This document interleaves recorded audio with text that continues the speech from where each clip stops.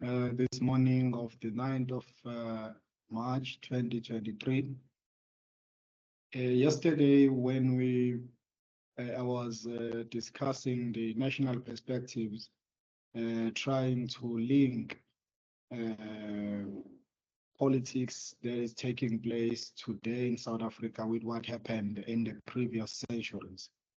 I noted that the signing into law of the Constitution in 1996 was a cornerstone moment in the history of South Africa, because that is when, for the first time in the history of the country, the majority Africans or natives had an opportunity to participate in the formation or in the election of representatives who would form a government. I also said that it is important that we study the Constitution intimately, so that we get an understanding of what these negotiators of the Constitutional Assembly decided that the future of South Africa should be. Of course, when we discuss the Constitution, we must be mindful of the fact that there will always be different interpretations of the Constitution. And lucky enough, the drafters of the Constitution were aware of that fact, that people are going to interpret the Constitution differently, and gave the responsibility of interpreting the Constitution to the Constitutional Court. Let us not waste any time. Let us just go into it. We will go to it very slowly, because this is an important lesson if we want to understand what is happening in South Africa. Remember, what I said yesterday was that the Constitution is a measure that we use to judge any action, whether it be an action of the state itself, or if it's the action of individuals within the state. I will now share the Constitution, and then we can just go through it.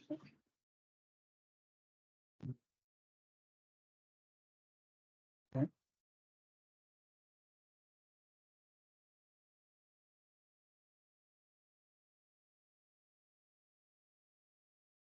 I'll also switch off the camera so that I can just speak through the Constitution.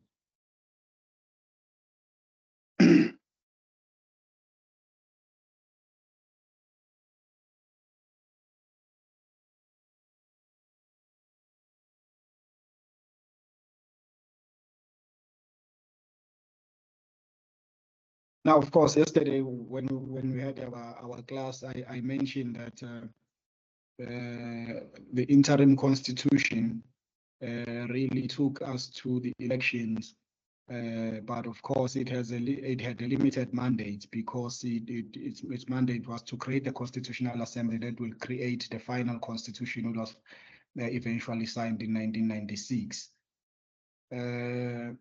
When this new constitution came into operation, there are certain divisions or certain sections in the Constitution. But of course, given the fact that the Constitution, even though it looks like a small document, but it's a complicated document, it would take more than one class to discuss the Constitution exhaustively. In fact, I think you would have to even take a class in constitutional law in order to understand it. But of course, we are not constitutional lawyers. We just want to highlight the politically significant aspects of the Constitution. And also, one might argue that all the sections in the Constitution are politically significant. So we will start with the preamble of the Constitution. The first words are, "We, the people of South Africa." So what this tells you is that the Constitution is not directed at nature entirely. It is directed at people, and specific people, the people of South Africa, which is a geographic area in the southern part of the African continent. The second line is recognize the injustices of our past. Of course, this can be interpreted to mean that these people that this constitution is directed at are not just people who have sprung up, they are people with a past.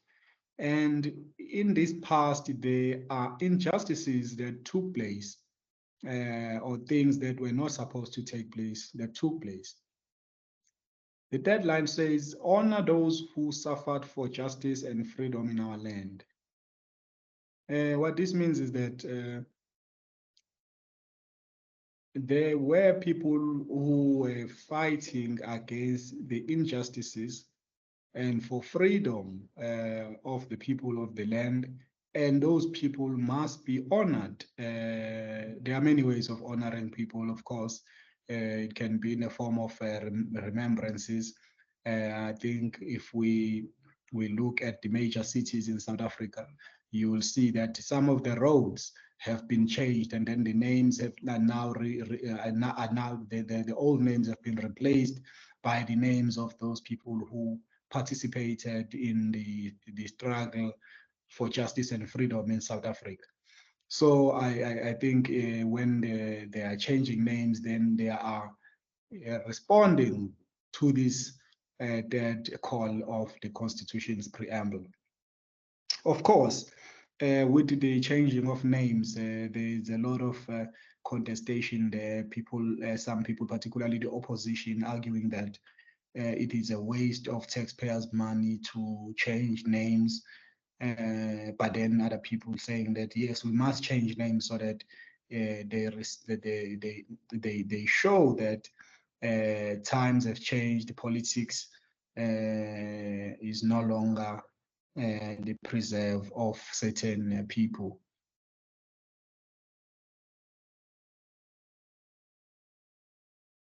And the fourth line says, respect those who have worked to build and develop our country. So this, according to my understanding, applies not only to the politicians or the freedom fighters, but everyone. It may be a banker, it may be a judge, it may be a doctor, maybe a construction man, anyone who has worked to build and develop the country must be respected. Of course, even though the constitution is aimed at South Africans, but I think this can also be extended to people who come into the country from other countries for constructive purposes, who do constructive things that build and develop South Africa. And then the fifth line is it says, believe that South Africa belongs to all who live in it, united in our diversity.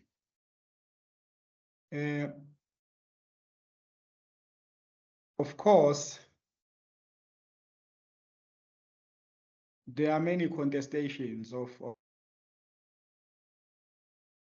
many people have actually ridiculed it and said it means nothing, because if you say then